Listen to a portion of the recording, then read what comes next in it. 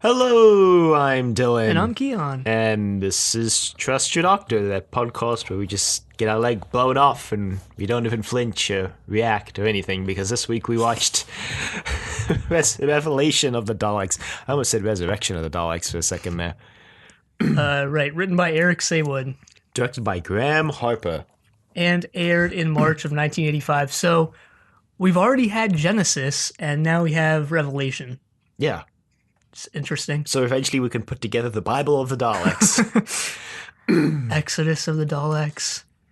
What What are some other ones? Corinthians. Of the Daleks. Two Kings of the Daleks? That sounds cool. Yeah, that one could be a serial about the dueling reign of Davros and the Supreme Dalek, which comes up in this serial briefly at the end. Yeah. Super briefly. And it was more prominent in the previous Dalek serial, which was Resurrection, I think. Yeah, come to think of it, they might have just thrown that in as a way to oh crap, we gotta end the serial and get Davros out. Hey, it worked though. I mean, I guess. The serial was pretty good in my opinion. It was alright. It wasn't my least favorite of this season. That would be Veros. But it wasn't really the best either. It was... Well, we're going to do a season retrospective later, so... The plot was really thin in this. There was a lot of drawn out in this. For the Doctor and the Perry, yeah. The Perry, goddamn it! Okay, so the thing that I thought I knew about Perry getting written out is actually wrong. Did you think she went out in the serial? Well, I thought I read... It was one of those things where it's like, you think you read a spoiler, and they're like, nope, nope, nope, and you scroll really fast. So I thought she went out this season. But I guess I read that incorrectly, or whoever said that just was either wrong or just messing with people. Yeah, well, it actually begins with the Doctor and Perry for once. Yeah. It also brings back the terrible fashion for this season, because the Doctor's got on some sort of crazy blue overcoat thing. Yeah, it's like a mantle type thing. Although Perry's outfit at least looks composed. It's kind of the same deal. But yeah, I guess. So they walk out into this frozen wasteland. Okay, it's actually not. It's London. It's not a wasteland. It's more of just a wintry area. It's a winter wonderland. And this goes out pretty close to December, so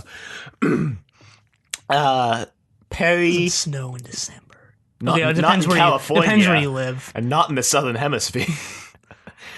So Perry's like, I don't know why we have to go see this guy. And the Doctor's like, yeah, well, he died, so. Don't forget that first she wastes food and litters by throwing out her nut bread, which apparently, the novelization of this, I think, refers to it as nut bread, whereas in this, it's just something. It's like a nut bar or something. Oh, I remember her mentioning nuts. It doesn't really look like a bar, really. It looks more like it looks like a piece of bread. I just remember Perry mentioning nuts. That was... Maybe she has an allergy. The Doctor's still secretly trying to kill Perry. So she throws it into a lake, and a necrotized hand comes out and grabs it. And I was like, wow, that hand looks really necrotized. I'm guessing the costume in this serial isn't going to be that good, but then that's what it was supposed to be. Yeah. The guy looks decent when he shows back up later. Well, I guess they're going on that vegetarian diet that Bob Holmes put them on. Of bread? Of bread and... necrotized flesh, no. That's not vegetarian. So what does your vegetarian diet include? Bread, a lot of vegetables, necrotized flesh, grains, human flesh and grains, and what was that? No. Oh, you mean grains? Yeah, brains, not grains. Brains. Okay. So they're walking through the winter wonderland, and Perry's like, couldn't you have parked the TARDIS closer? Yeah, and the Doctor's like, yeah, no, might be a trap, so we want to make sure the TARDIS is really far away, so if we have to get away quickly, we can't. It takes a long time. Does he say that? No. Oh, okay. But we all know he's still secretly trying to kill Perry, so... Yeah. So we now cut to this facility that which is secretly a training center for some of the worst actors in the galaxy. It's true. What, you didn't like Jobel? Okay, I mean, some of them were like mediocre. None of them were good. Let's just get that right. Davros was good. Right, Davros was good. But none of these members of Tranquil Repose or whatever it was were good at all. And what's her name was one of the worst actors we've had in a while. She has a really long name that began with a T. It was like Tockle or I don't know. I have it on the Takor? I don't know. Tassembekor. Oh, yeah. Yeah, she also has this really questionable costuming decision where she has like a hat on, but then the design of the hat is like painted onto her forehead, so it continues under her forehead. Yeah, the thing about that was maybe I just didn't notice it in the beginning of the episode, but did she wear that in the beginning of the she wear that like the entire way through, or did she? She wore it the entire way through, but I think in the second episode they stepped up the like colors they used because it was a way more prominent in the second episode than the first. Yeah, because I remember seeing her and being like, was she always wearing that? Yeah, she was pretty bad. This serial also had a lot of I don't know, it dealt with like sexism, I think, but like I wasn't also paying that much attention. I think to Jobel it, so. was sexist. Jobel was the that's the womanizing. That's pretty obvious, but like, yeah. Well, we meet the two rebels. Their names were Natasha and Gregory. Oh yeah. Wow, actual normal names for once. Yeah, Natasha's a cool name. So they're looking for... Well, they bust in because they're looking for Natasha's dad, and apparently... So the facility is actually not the training ground for the worst actors, but it is where, like, if someone's about to die, they send them there and they get put in suspended animation until a cure is found for the disease that's, like, killing the person or whatever. Yeah, so kind of like Ark in Space, I guess. Harkening back to that, although I don't remember why they got put in suspended animation. Harkening back to that. That was pretty good. So apparently, Natasha and Gregory put in a request to get... The DJ? No, I'm just kidding. Freaking DJ. Oh my god. All right, let's just talk about the DJ for a second. His segments reminded me of the Star Wars Holiday Special. Yeah. Just because throughout all of this, they cut to this DJ who dons these different personalities and I guess is like the one DJ for all these different radio stations. Well, they like later on they make this reference to like if you're in suspended animation, you can still hear things. So the DJ's there to play music for the people who are in suspended animation. Yeah, too bad for them. They got this guy. Yeah. No, if I had been put in suspended animation with this guy, I'd be like, please kill me. He keeps taking on like different eras of American history. Yeah. Like first he's a hippie, and then he's like a noir detective, and he's like a 20s gangbanger. So I'm curious to know why Eric Saward thought that this was necessary. Good, funny. Oh man, and I read that because they're not allowed to write a serial if you're a script editor, right? Yeah. To get Eric Saward to write this, they took advantage of the 6-week period where he was between contracts. Wow. So his contract ran out, he wrote the serial, and they like gave him a contract for the next season. Well, yeah, I mean, it's not the first loophole thing they've pulled. It won't be the last. Yeah, pretty much. The DJ, though. So did he have a picture of Marilyn? Was that a picture of Marilyn Monroe on his wall? Okay, so these, I mean, I think it was. Probably. It looked sort of like Andy Warhol-ish. But these were humans, right? They were like... Yeah. Earth, yeah, because, I mean, they all had Earth names.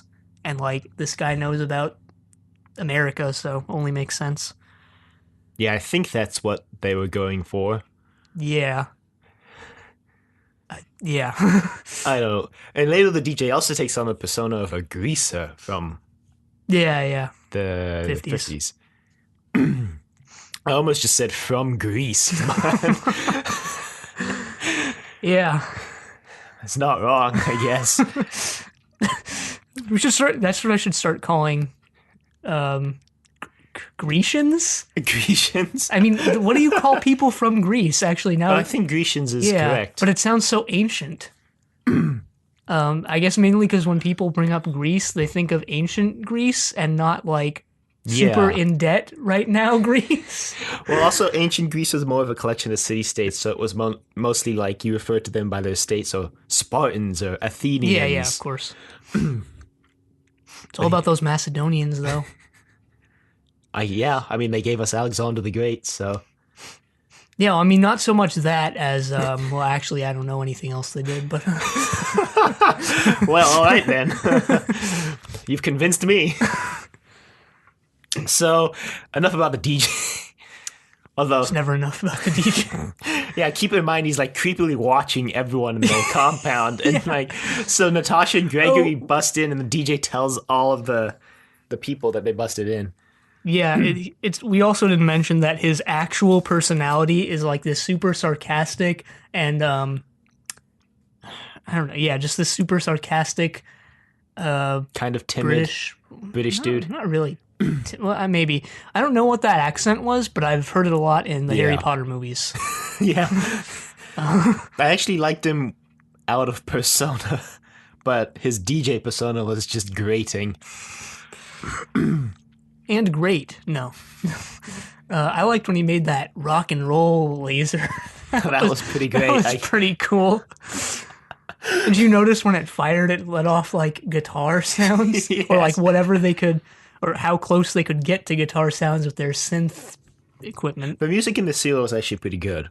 I didn't notice it. I mean, I didn't think it... I thought it was really clever. There was like, when Orsini was dying, spoiler, you can kind of hear like you know that song Taps that they usually play at funerals for servicemen. I probably know if I heard it. It goes like do do do. Yeah. You can like kind of hear that in the musical score when Orsini's dying, which I thought was kind of cool. I mean, yeah, even though he's a mercenary now. Yeah, but he's a knight of the Order of Oberon, King of Binks. Yeah. Okay, so Natasha... Okay, so, sorry, but... No, it's fine. In Vengeance on Veros, we had Eric, who was also a character in Planet of the Spiders. Yes. Wasn't there another character named Orsini at some point? I feel like there was another character in another serial named Orsini, but maybe not. I don't know. Maybe. I don't think so. I think there was another reference to Oberon in another serial, though. Maybe. I'll have to look it up, because I feel like we've had a character named Orsini before. Although, side note, when they said Oberon, I totally thought they were saying Ogron at first. The Order of the Ogrons? I was like, what? Now, there's a name I haven't heard in a long time. Bring the Ogrons back, honestly. Like Davros, really? And they revealed Davros in, again, one of the most unceremonious ways. They just kind of walk into a room and he's there. It's like, oh, look, it's Davros. Well, he has a really dramatic spin because he's just a head in a jar now, so he's facing the other way and then just, and then it's Davros. Yeah, he's a brain in a vat now. So, yeah, no, he's listening to the DJ and he's like, oh god, turn that insufferable fool off. But the DJ's commenting on Natasha and Gregory busting in. Yeah, he's blowing their cover. What is this? Also kind of like the Star Wars Holiday Special where they use like this public channel to contact Luke. Actually, no, they use some sort of encryption in that. Combined with the fact that the stormtroopers are like super incompetent. As always. Well, they also call up possibly coked up Leia, so... God, I gotta watch that again. I mean, it's almost Life Day. No! No, it's been a year since we put that episode out, almost. Yeah, no, honestly, I've been thinking... I actually have been thinking about the special recently, and I've been thinking about rewatching it on Thanksgiving. And just making it a tradition of rewatching it every Thanksgiving. Because, you know, everyone has those weird Thanksgiving traditions where they do something weird every Thanksgiving. I mean, and, like, that can be mine. Although mine is already play Legend of Zelda for some reason. But I've stopped I didn't do it last year, I think, so whatever. Play Legend of Zelda while watching the holiday special. See, you gotta just watch the holidays. You can't do anything else. That kind of defeats the purpose of the Star Wars holiday special. because it was made as the world's most ingenious torture device. So you can't do anything else. I don't know. Neverending Story 3 was pretty close. I mean, yeah, that was bad, like really bad, like number 2 spot bad. But the holiday, it's hard to top the holiday special. I think one day they will. I'm gonna do it one day. Maybe Anyway. that'll be my Thanksgiving tradition: is every Is trying to Thanksgiving top- try to top the Star Wars holiday special. Wow, that's honestly a terrible Thanksgiving tradition. Get your whole family around the TV and be like, all right, Mom, Dad, I'm going to show you the greatest movie ever made. Just flip on the holiday special. And then when they try to leave, just be like, no. You have to watch. You'll find the doors are all locked now. Okay. Anyway. Whipping and stirring in the kitchen. No.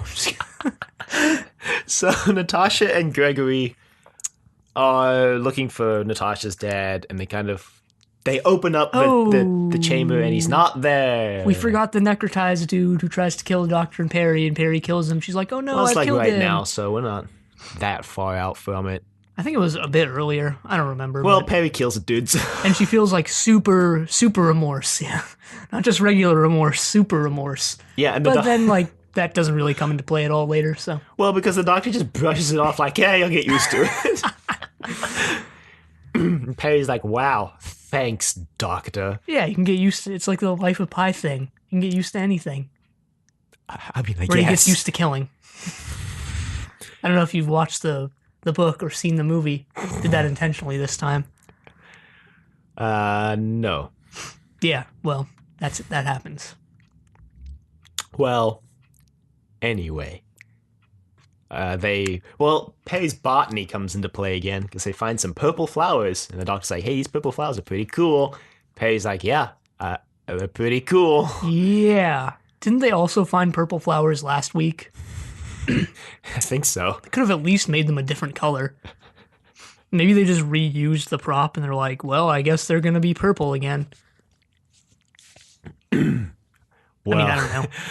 they're like really trying to play up Perry's botany skills. Perry's really become a 2-note character at this point. You know, she botany skills, and then her like beauty or whatever always becomes a plot point, like it did in this serial again. Yeah, sort of damsel in distress-y. And there's also the thing about her also being really violent, like where she pulls the gun on what's-his-face. Yeah. And here where she kills the dude, although she feels remorse over it for a couple minutes. But yeah, you're right. She really has become a 2-note character, although I wonder whether or not she was ever not a 2-note character, if you know what I mean. Yeah, that's a fair assumption, I guess. I mean, I was looking forward to her leaving in this season when I thought that's what happened. But now I guess I have next season to look forward to. I mean, I'm assuming she goes out sometime in the middle of next season. I wouldn't think that she'd I assume so stick on too, till the because- end. She's been on for a while. Yeah, well, I also know that the 7th... Never mind. What, that the 7th Doctor doesn't have her as a companion? yeah. So, I mean, yeah, she pretty much has to. But I hope it happens, like, during Sooner the middle. rather than later. Yeah.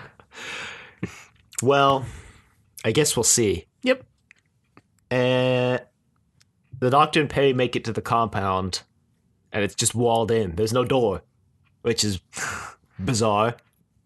I guess because spaceships usually land inside the compound and not outside. Yeah, I guess it's like Barrow, Alaska, the northernmost town in the U.S. where there's like no roads in and out of town, and like the only way to get to the town is via plane. Sounds like my kind of place. Or you can't. No one can come. No one can get in. And no one can leave. Or you can check out anytime you want, but you can never leave. Except it's a frozen wasteland instead of a hotel. I'm okay with frozen wasteland. Like we said, the scenery at the beginning of the serial was a frozen wasteland. This place is actually a frozen wasteland. I should have filmed in Alaska. Yeah, spend all that money getting to Alaska Would be worth when it. they could just go to Greenland Isn't Greenland like a frozen wasteland. Yeah. Isn't Greenland in the Americas? Yeah, but it's closer. I mean, I guess You could go the other way. Okay. Yeah, Greenland, I think, is one of the only countries with a Native American language as its official language. And there's like some in South America too. That's interesting. Actually, I didn't know that. There's only like a couple, I think. I'm not entirely sure about this. But like it's Greenland and then like a couple South American countries. Well, I just like how Iceland is more green than Greenland, and Greenland is more ice than Iceland. I mean, Iceland is still pretty ice. Also pretty lava. I don't know if you've seen those pictures of like the volcanic streams. Like, yeah. It's just like this giant crevice in Iceland. It's just like you can just look down Just and see spewing lava. Yeah. Hey, Iceland is a pretty dangerous place to live. Yeah. Well, anyway, back to the serial. Yeah, so the Doctor lifts Perry over the fence, and Perry accidentally crushes the Doctor's pocket watch. The Doctor's really upset about this for some reason, which is like what was the weird. point of this scene? Just to waste time to supposedly build character that didn't really add anything to either of their characters? Just for the Doctor to rag on Perry like he does every time. All right. It's also weird because he's never used that pocket watch before. Oh, God. He gets in his required kill of this serial. And I think he has killed someone in all of his serials so far, right? I think there's one exception. He did. Oh, Time in the Ronnie. No, he didn't kill anyone in the Twin Dilemma. No, it wasn't Time in the Ronnie. It was That's the Mark later. of the Ronnie. Time in the Ronnie is later. Next season. No, 2 seasons from now. Yeah, I don't think he killed anyone in Mark, and he didn't kill anyone in Twin Dilemma. Oh. Well, all right then. Still a pretty decent percentage of his serials, though. Yeah, he's still pretty up there, actually. So the Doctor kind of wanders around the compound with Perry, and then he sees a statue of himself and is like, hey, this is weird. Only people who die here get their statues here. That means we've materialized after I've already died, and that means I die in this incarnation. Perry has a really difficult time understanding this, apparently. Apparently. That was okay. I like how we're just like, yeah, that was pretty good. Yeah, that was decent. Good one. No? Anyway, Davros is revealed to be working, well, with Kara. Not so much with Kara as against her. As, yeah. But it's okay because she's planning on betraying him too. So Kara is like the leader of the planet, or I think she was just, because she's not the president. Because the president was having the funeral for his wife, but she's like a corporate leader. I think how it went was that she was okay. So Davros was producing the protein that Kara was selling, and then Kara was funneling the money back to Davros. Yeah, but he's like taking more of their funds than she wants. Yeah, because he has Daleks who will kill her if she doesn't. The Daleks in the serial looked pretty cool. The white and gold ones I thought looked really cool. And the clear one, actually, the clear one was the coolest Dalek we've seen so far. Yeah, it's pretty cool. The glass one. I think that's what they're not officially called, but I think that's like in the fandom, glass Daleks. Really, it looked like polycarbonate to me. Yeah, it looked like it would be cool if they were ice Daleks. And they just couldn't like leave frozen areas, which would make sense with this serial because it's a frozen. It's a frozen wasteland. Yeah. Big Finish, the audio drama people, just released an audio drama that has this really cool Dalek on the cover, and it's like the premise of the story is that there was this Dalek that crash landed on this planet, and this religious order started worshipping it as a god, and then its casing got like destroyed, so they built the mutant a stained glass casing. That's pretty cool. So like the cover looks really cool because it's this Dalek, but it's made of like stained glass that you would see in a church. Yeah, it looks pretty cool. Or I mean, I guess it would look pretty cool. I haven't seen it, so we'll link it in the show notes. Yeah. So what's their faces? Natasha and Gregory get captured. Well, first they find the glass Dalek. Yeah, first they find Natasha's dad, who is in the glass Dalek, who's been all necrotized, and they're turning people into Daleks. I was like, and that makes sense. Soylent Green stuff later on, so they kill. Like, so Natasha kills him. Yeah. So she does. And then they get captured. Yeah. And the Doctor has the statue fall on him. Yeah. And we're like, yes! Finally. And then the next episode starts, and he's just like, well, I'm okay. Well, first Jobel shows up and starts being really creepy towards Perry. Yeah. And Perry's like, And the Doctor's like, I'm alive! And then Jobel's like, yeah, even... What did he say about the Doctor's egotism? Well, they're walking away because the statue wasn't actually made of like stone or whatever, it was plaster, I think. And the Doctor... what it looked like. And Jobel's all, even if it was made of like stone, it wouldn't have killed you. And the Doctor's like, what? And Jobel's like, it would take a mountain to crush that ego. Yep. So not even a bust. It's not really a bust, but I'm going to call it a bust of the Doctor's own face, his own body, his own self can crush his ego. It's deep. It's really deep. No, it's really hard cutting, deep wounds.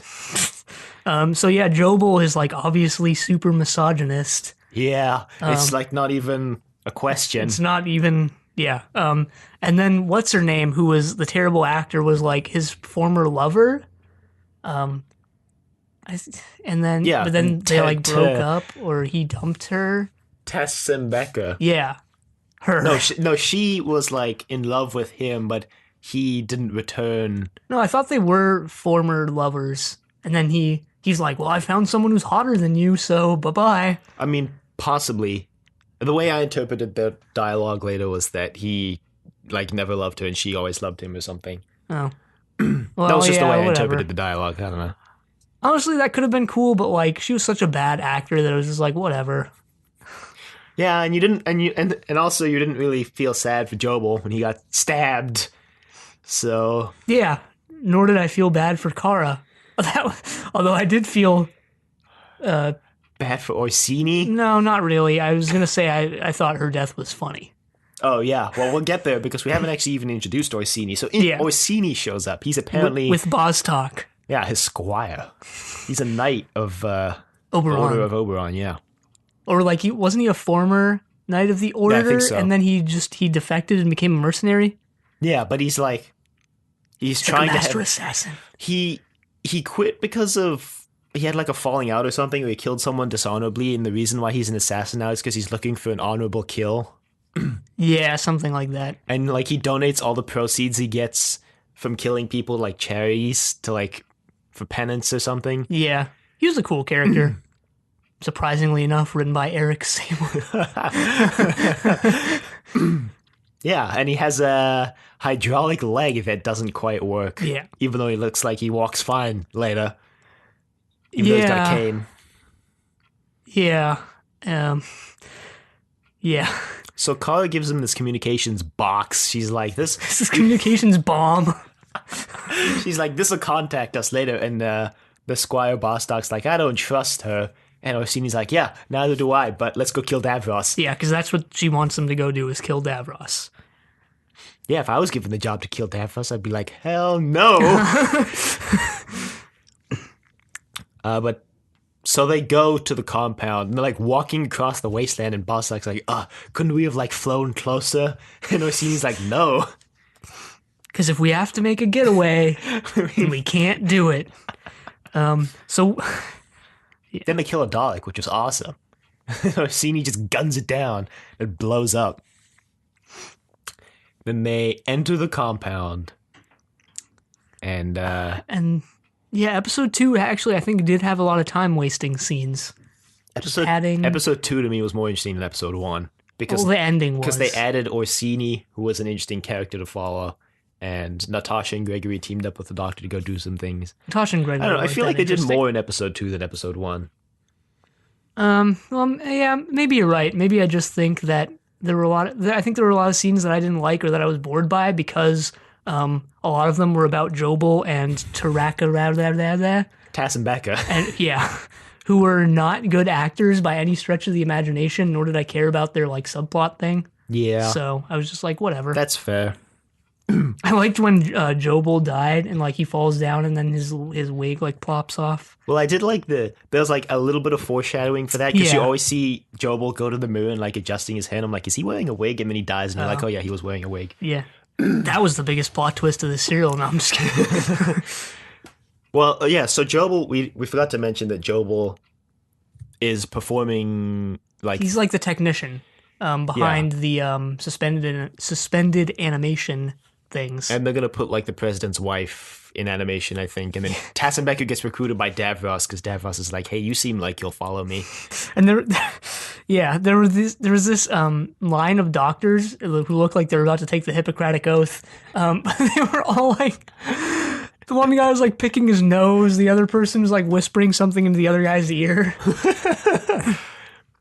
These are the people who will save you. These are the people who you really want performing surgery on you. Oh, yeah. You're the ones someone's picking his nose over your spleen, like just removing open heart surgery. Just like, yeah, what's that? I don't need this. Throw it over your shoulder. You don't need two lungs. Wake up in an ice bath. Okay, no. You don't need 2 lungs. You don't need 2 kidneys. Don't you actually not need 2 kidneys? No, you don't. You only need 1. One lung. I think you can survive on 1 lung. Like, I mean... Yeah, it wouldn't be a very comfortable existence. Yeah, no, it wouldn't, but I think you could do it. Let's not try, thanks. What if you had 3 lungs? That would be pretty cool. I don't know where the third one would go, but... I was trying to imagine this array. Would it be like a sort of Triforce thing? Would it be like a... Then you'd have to be, I don't know. Maybe that's what I should do this Thanksgiving, is get a lung transplant while playing Legend of Zelda. Unconscious. There was this is really unrelated now to what we're talking about, but there's this blind guy who beat like one of the Zelda games. I was like, wow. That's pretty intense. That is pretty impressive. Well, so Tassenbeck talking to Davros, and he's laying the seeds of anger and doubt in her mind. He's like, look at him picking up other women. Do you still love him? And she's like, yes. And he's like, go kill him. She's like, except more like kind of mechanized. They brought back the thing that I think we were missing from Resurrection, where Davros's voice gets more and more Dalek-y the angrier he gets and the louder he shouts. Yeah, but yeah, I guess you're right. Yeah. I did notice that, actually. I was going to try and, like, rebuke that by saying, like, yeah, well, it's not as good as in Genesis of the Daleks, but, like, that's already obvious. And, like, he did it to some extent. So, yeah, I'll give him not a pass, but, yeah, you're good in my books, Davros. Who's the guy who plays Davros now? Terry Malloy, I think. He's shaping up to be a pretty good Davros. Yeah. And when they brought back the original Davros, suit thing, yeah, I felt he got more into the Davros character, or maybe that was just my imagination. Possibly.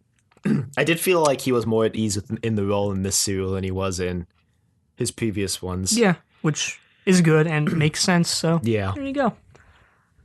I think he plays Davros for the rest of the classic series. If he shows up again, I think maybe. I don't know. Well, they seem to be bringing him back for like every Dalek serial. Yeah, so. The explanation for him getting away from the Magellan virus was there was an escape pod. Yeah, wasn't that actually mentioned in? I think so. What was the last one? Resurrection of the Daleks. Yeah. I think it was mentioned actually in that. It was, but the final scene of Resurrection was Davros getting attacked by the virus. And go, ah! Yeah, but we even mentioned, like, yeah, he's not dead. There's no way he's dead. There's no way he's dead here either, because he gets taken away. Watch them just kill Davros one time and just watch him be actually dead. The doctor, like, shows up next week. He's like, hey, remember Davros? Yeah, he died. But anyway, so the doctor gets captured because Perry goes with Jobel to meet the DJ because she hears about the DJ. She's like, oh, man, I want to go meet the DJ. Yeah, she's, like, super impressed and... by the DJ, and wants to go meet him. Because of his accent, I guess. Yeah, guess. she's like, I thought I found a fellow American out in this part of space. Yeah, the DJ's like, American? Pff, no. Yeah, there's a lot of, like, anti-American sentiment in this serial, which, like, I think is pretty funny. Eric Saward. Like, honestly, I'm not mad about it at all. Oh, no, like, I don't care.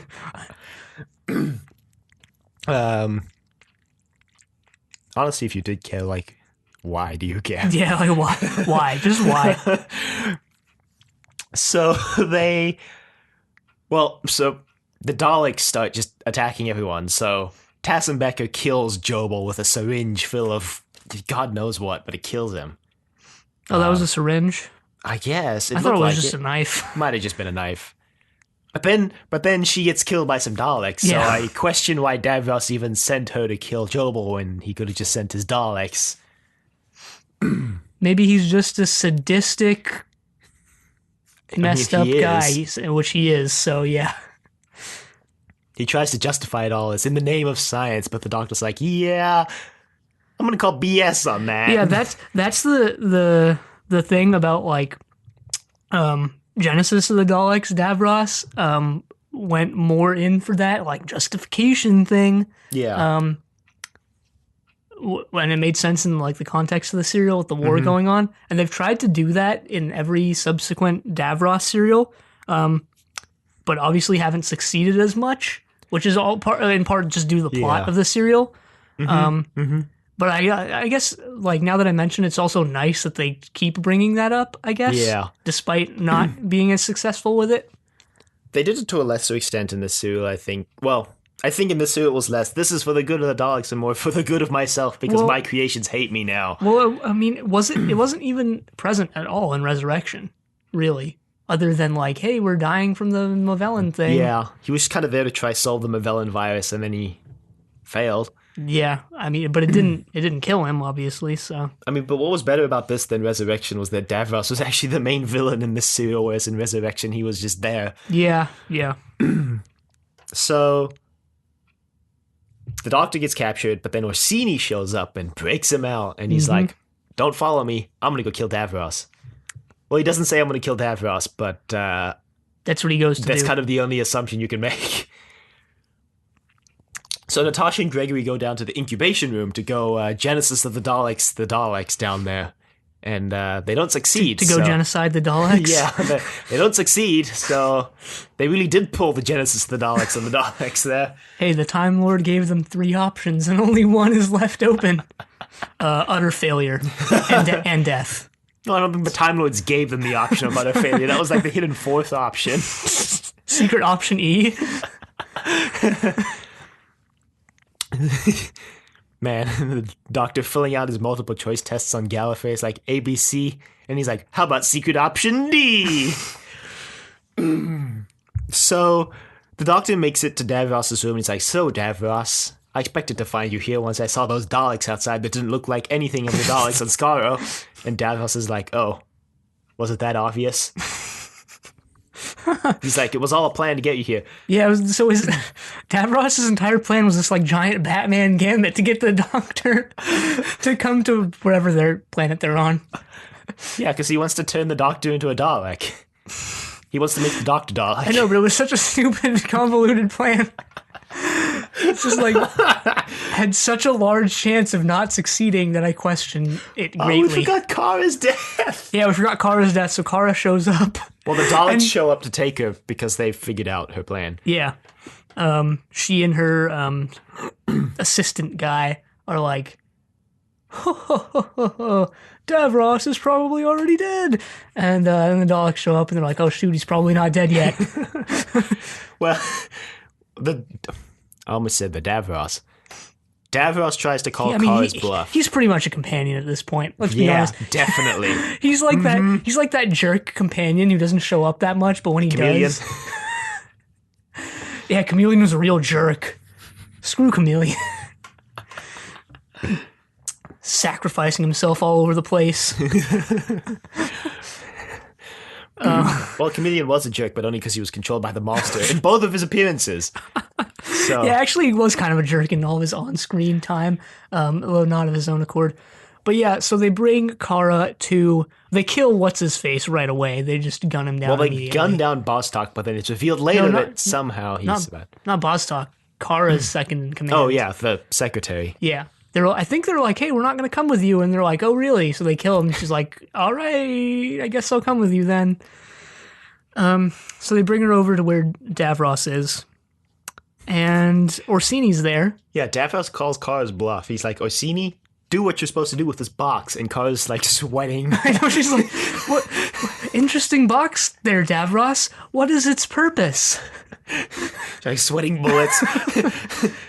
Orsini's about to push the last button. She's like, no, it's a bomb. She honestly should have just let Orsini do it. Just ended Davros permanently. Yeah, I mean, what did she think was going to happen? Like, did she think she was going to get away from all this? Yeah. I mean, probably. She did.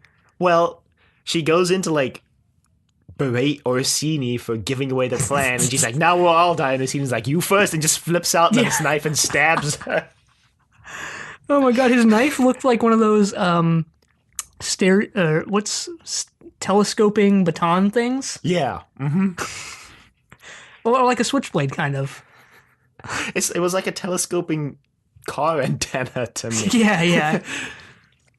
We forgot to mention he got his leg blown off too, which is where the intro for this episode came from. Yeah, so he's just standing there and he gets his leg blown off and he just continues standing there on one foot without shifting his balance at all and without even flinching or... Yeah, I mean, I guess he's it was like, oh darn, I needed a new leg anyway. Yeah. I mean, you'd think he'd have some sort of reaction to it, but I guess not. Well, yeah. So Kara's death was like super out of nowhere and really funny. Yeah, I remember watching him being like, "Oh, okay, Kara's dead now." So the doctor comes in and he's having his usual pretty good banter with Davros, and then I mean, not as good. Well, yeah, not as good, but still. I mean, some of the best in this serial. So yeah, I mean, Genesis of the Daleks is like one of the best pieces of dialogue like in the show, and like they actually did pull something similar off to that in what was it, Destiny? Yeah, and then it just slowly got worse and worse until now. It's just, I mean, it's not bad. I'm not saying it's bad. It's just like it has declined in my opinion. It's a little played out. I think it's just the thing. Yeah, maybe it's that. Davros mentions how he and his Daleks are going to become masters of the universe. But I mean, do they really have the power, though? No, because as you find out, some of the doctors have been some of the doctors? Not the doctor, but some of the doctors working at the facility. Okay. I thought you meant like, the second doctor, maybe the third doctor. They've been conspiring with maybe the 10th. You never know. Daleks. Maybe the 10th. Maybe the 10th. We forgot to mention Perry and the DJ's rock and roll gun. Well, so there's a subplot where the president's going to land, which makes sense because his wife is going to be put in suspended animation, but then Perry has to contact him from the TARDIS, and it's like, you'll never make it to the TARDIS, so the DJ tells her to use his radio thing. And so they tell the president not to land, and he just disappears off the map. Like, actually, they're looking at the radar, and it's like, Prez, and then it just disappears. And then he makes a rock and roll gun, kills two Daleks, and then does with the power of rock. He does the stupidest thing anyone's done in a serial so far, where he kills two Daleks, and then he goes out to admire his handiwork. He's like, "Wow, I killed two Daleks," and then a third Dalek just rolls in and kills him. Right. So Perry gets taken away. The doctor's chilling with Davros. I just realized this, but it must have been fun/weird to play that part, not only because of the part itself, but because you would start out by like growing your hair. I mean, assuming it's not a wig, you'd start out by growing your hair really long and like cutting it a little bit for like the greaser thing, and then shaving it. Yeah, it must have been a wig though. Yeah, it must have. I don't think they have the filming schedule to allow him to actually grow his hair out that long. Well, actually, unless it was already that yeah. length, then they just cut it a little bit, filmed that one segment, and then shaved it and filmed the rest. Okay, would suck if you like messed up a scene, and then you're like, darn. Well, we're not going to wait for him to grow his hair out again. That's actually why the show went on hiatus after this, is that they had to wait for someone to grow their hair back out. No. Well, now Bostock, who we all thought was dead, just shoots Davros's hand off. Yeah. Which is interesting because when Davros showed up in the reboot, he had a robot hand, and I had always wondered why, because he had... It's because he's a Skywalker. No. No, because he had a flesh hand in like all the Davros series we had seen at that point. So... Did you really wonder why, or did you just forget? No, I actually did wonder why. I was like, why? Right. But then he gets his hand shot off in this serial, so I guess that's why. Yeah. And, then the Skaro Daleks show up and like, so Davros, you've shown yourself again. The upstart Daleks. Well, there's a scene that reminded me of, was it Invasion of Earth, Dalek Invasion of Earth, or Master Plan? I think it was Master Plan, where the Dalek like drives by the person and just doesn't see them. That was in like every Dalek serial. Yeah, it was like it happened again in the serial when Natasha and Gregory are like chilling in the hallway. Daleks just roll by. Again. That's what really binds these Dalek stories together. Yeah, it's that one Dalek who always lets them get away. Oh yeah, Davros can fly now. And so can the Daleks. And Davros is Daleks, not the Scarlet Daleks. Well, they can't. They can at least hover. I don't know to what extent they can soar majestically through the skies. But they can at least did you hover. really see that scene where they're like at the stairs and they're like, haha, you can't get up the stairs, and the Dalek just like starts hovering and hovers up the stairs? I feel like we have. I think so. I don't know. Because I can't remember now if that was in the reboot or the classic series, but I remember that scene happening at one point. No, I mean, I thought you meant it was in this. No, I don't think so. Well, what was that scene where the Dalek hovers and is like gunning people down? It was being a hover gunship, I guess. Well, this is the first time we've seen them hover. And according to it must be in the reboot then. Yeah, well, according to the wiki, they hover in every serial they appear in until like something in the reboot in like 2009 or something. That's interesting. Yeah, because it must have been in the reboot. There's a scene that I remember where someone like runs up some stairs and is like, haha, can't get me now, Dalek, and the Dalek just starts hovering and he's like, damn. So they take Davros away, and Davros is like, you can't do this to me. And they're like, we're going to put you on trial for crimes against the Supreme Dalek. Yeah, there was also that whole thing about how Davros is actually not a brain in the vat. He's actually himself. And that was a pretty good twist, to be honest. Yeah, it was. It was pretty cool. Pretty good twist, because the head spins. Yeah, all right. I mean, it wasn't great. It wasn't like, oh man, my mind is blown. What a plot twist, but... Well, it was a good twist in that I didn't expect it. Yeah, it was pretty good. Because I guess the assumption was, the Mavellan virus like destroyed his body and only his brain survived. Yeah. Which, I mean, I wasn't thinking this while watching the serial, but like when he came back, it sort of clicked like, well, yeah, I mean, he comes back after this in his regular body, so yeah. Yeah. I mean, I just didn't know how they did it, but apparently this is how they do it, so. Yeah, well...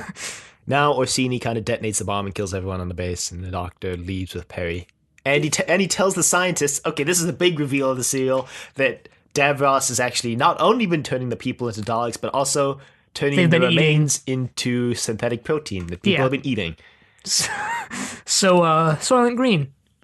Yeah, but the Doctor tells them that they can make the same protein using the purple flowers, so I guess tying it back to that random throwaway scene at the beginning. But will they? Probably. No. The Doctor was like, if you don't make this protein, like a good chunk of like your civilization will die. I mean, they could just keep eating themselves. I mean, yeah, that's an option. Not a good one. No. At all. No. Actually, a really terrible one. But yeah, I guess it's still an option. And it ends with the Doctor going, well, I guess I'll take you too, and then it freeze frames. Yeah, they pull a Sopranos. But like 20 years earlier. Wow, you said The Sopranos, and for some reason I started thinking of the Curb Your Enthusiasm theme just playing over that freeze frame at the end of the serial. Why? What does that have to do I don't know. Curb Your Enthusiasm is a fun show. Yeah, but the ending theme is great because it's so upbeat and funny. And I was just imagining it playing like over the freeze frame of the Doctor just going... It's like, I don't remember what the ending theme sounds like, even though I watched like a bunch of that show. Yeah, it goes like do do do do do do. Yeah, okay. All right, yeah. Oh my god. So anyway, the reason why, I guess we'll talk about the reason why that happens and why it goes on hiatus first, and then we'll do the season retrospective. Yeah, it's because they had to wait for someone to grow back out their hair. No. Yeah, exactly. No. Well, so what happens is John Powell, the head of serials at the hated BBC. Doctor Who. Yeah, like really vocally disliked Doctor Who. And kind of like me, no? So he's like, we're going to go on hiatus. And I think the original plan was to go on hiatus and then like a year later being like, oh, it's been on hiatus so long, we're just going to cancel it. Yeah, I mean, this was gonna be the last, like some people were planning on this being the last Doctor Who serial.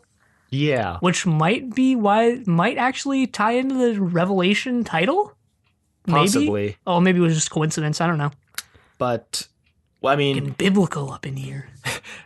JNT and Eric Saward kind of get blindsided by this because they had scripts planned out for the whole next season already. Yeah. Which Big Finish has remade as audio dramas now. Kind of the quote-unquote lost season 23. Yeah, season 23B now. And it would have been really interesting because it was going to feature the Ronnie was going to come back in the Robert Holmes story. The next story, which is, it freeze frames because the Doctor says, well, I'm going to take you to Blackpool, which is going to lead into the next serial where the Doctor takes Perry to Blackpool and the Celestial Toymaker was going to be messing things up. There was going to be an Ice Warriors serial. God, when was the last Ice Warriors serial? A long time ago. It was the third Doctor. It was the second Peladon serial. I was going to say, like, they didn't even appear in the fourth Doctor's run at all. So I want the Ice Warriors back. Yeah, so I'm kind of bummed that we lost that season 3, but I'm glad that Big Finish took all the scripts and turned them into audio dramas at least, so we still have them. But what happens is during the hiatus, the fans of Doctor Who start this like letter writing campaign, kind of a la Star Trek, I suppose. Or Peanuts, I think. Mm-hmm. Although I think that wasn't so much that it was going to get canceled as that they were going to stop rerunning it in the papers. Because it was like, I think it was already over at that point, and they're just we're going to not put it in the comic section anymore, and everyone got really pissed. Yeah. And then John Powell was like, well, there's too much of an uproar now for us to just be like, hey, it's canceled, so I guess we'll renew it. But what they do is they again blindside JNT and Eric Saward because they're like, okay, so we're not going to give you 45-minute slots. And JNT's like, damn it. And then they're like, we're not going to give you 26 episodes either. We're going to give you 14. Which becomes the norm for the final 4 seasons of Doctor Who. Yeah, there's really not that much left in the classic series. Yeah, we're actually like well beyond the hump. We're like on the downslope we're over the hill. And so Eric Saward and JNT were like, okay, well, we can't adapt like most of the storylines we have down to 25-minute serials and 14 episodes. So they're like, okay, well, we'll just have to scrap them and come up with something new, which is how they come up with Trial of a Time Lord, which apparently Robert Holmes is also heavily involved in. Yeah, which, if you don't know, is 4, I think, or maybe four serials combined into one overarching thing, which is why, since it's combined into one overarching thing, that's why we're going to be watching it all in 1 week. No. Because that would mean our retrospective is in 2 weeks, and that's not happening. And that we'd have to watch 14 episodes in a week. That's not happening. That's also not happening. That'd be like watching 2 episodes a day, which would be like watching one 45-minute episode every single day, including today when we're recording this episode. And that's not happening. No. So, yeah, we've only got 4 weeks left of the 6th Doctor. Yep. 5 if you count the week for the retrospective, which we are splitting again, but we have something else planned for that we haven't finalized yet. So, season retrospective. Yeah, wow. We said season 21 was the worst season of Doctor Who, so I think we came into this season with a pretty low bar for what we expected from this season. Yeah, and honestly, there were some good serials this season. There really were. Mm-hmm. Like, this one was entertaining, if not good. 2 Doctors was pretty good. Yeah. Even looking back on Twin Dilemma, I had fun with Twin Dilemma. Yeah, which was season 21, but oh yeah, it was season. Okay, yeah, season, whatever. Like, I don't care. I'm just gonna slump it in. I think 2 Doctors was the best this season. Yeah, it was. But I mean, overall, like I wouldn't rank this like near the top of the best seasons of Doctor Who, like at all. I wouldn't really put it at the bottom either. I think it's like pretty much right in the middle, to be honest. Maybe a little lower down than the middle, but I don't think it's. I don't know. It's not season 21. It's not season 21. Same time, it's not that. Well, Twin Dilemma's season. Twin Dilemma is season 21, but what season are we on right now? 20. We just finished 22. 22. Is it 20? Okay, I guess yeah. Oh man, next week we'll have a new intro theme. Yes. Wow, if that's the thing we're getting excited about.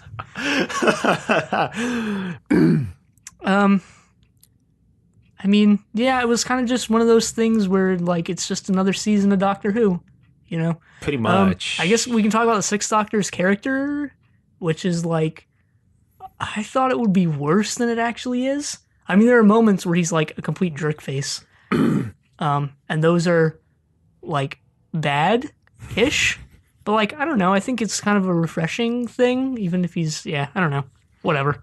I don't know. He has some interesting points, but, like, I feel like they're overshadowed by him being a jerk Yeah, face they might be overplaying it a bit too much.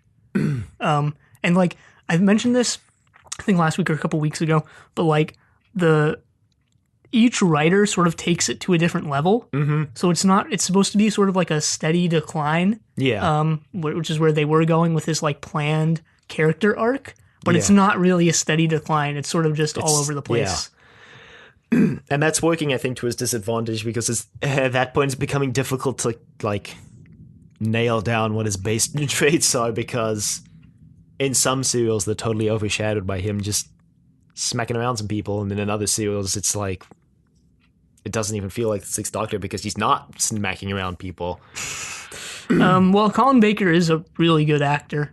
So he's you just doing wish, the best with what he's given, to so be you honest. just wish they give him, like, better dialogue as you're watching these. And I don't know. I mean, I think I'll have to judge after watching next season, but I think he might be the best in terms of acting ability, the best person who's played Doctor. I think it's between him and Peter Davison. Because I think Peter Davison was a pretty good actor too. Because I think he added some subtle nuances to the character, which is more than can be said of a lot of the actors that came before. Not that the actors that came before were bad. They weren't bad at all, because they weren't. But I don't know. It's interesting that at this point in the show's lifetime, they're going for more kind of well-known actors, I guess. Like, at the time of their casting, they were known for other things other than Doctor Who, which kind of started with Tom Baker, but it more started with Peter Davison because he was, like, a well-known actor at the time for being in other shows. Okay, so I don't know if I ever mentioned this during the Tom Baker retrospective or during his entire run, but Tom Baker plays Rasputin in the, like, 70s Rasputin movie. I think you did mention it, because I remember hearing that somewhere, although it may not have been from you. Yeah, and he looks absolutely frightening in that movie. Well, he's Rasputin. What did you expect? I don't know. I'm just curious to see what's going to happen next season, because I have a feeling that we haven't found that underworld of the Sixth Doctor, so to speak. That you mean that Vengeance of Varos? It's not Vengeance on Varos. Varos. I'm like 90% certain next season there is going to be a serial that will just destroy us or be terrible. Or warp our minds, so to speak. That one was pretty good. I'll give you that one. I think bad has become the new good, and good has become the new bad. At this point in the show. I mean, if you listen to any other podcast, they'd probably say, those Trust Your Doctor boys, they don't know what they're talking about. They say the good serials are bad and the bad serials are good. Yeah, so maybe don't trust us, and instead trust your doctor to make all your medical decisions. Don't trust us to well, yeah, we'll be those guys picking our noses as we take out your spleen. No. I mean, I'm not a doctor, so you really shouldn't trust us for your medical decisions. Anyway, email us at thedoctor@decorativvegetable.com. Questions, comments, concerns, angry rants, love letters, your thoughts on the Sixth Doctor. Questions about medical advice, we're always open to that too. No. I mean, we'll give you advice, but like we said, don't follow it. You can find us on iTunes, YouTube, and Google Play, all at Trust Your Doctor. Leave a rating if you like the show. Check us out on Facebook, Trust Your Doctor, like us on Facebook. Also check us out on Twitter at UID Podcast and follow us on Twitter. And next week we watch The Mysterious Planet. But until then, the end.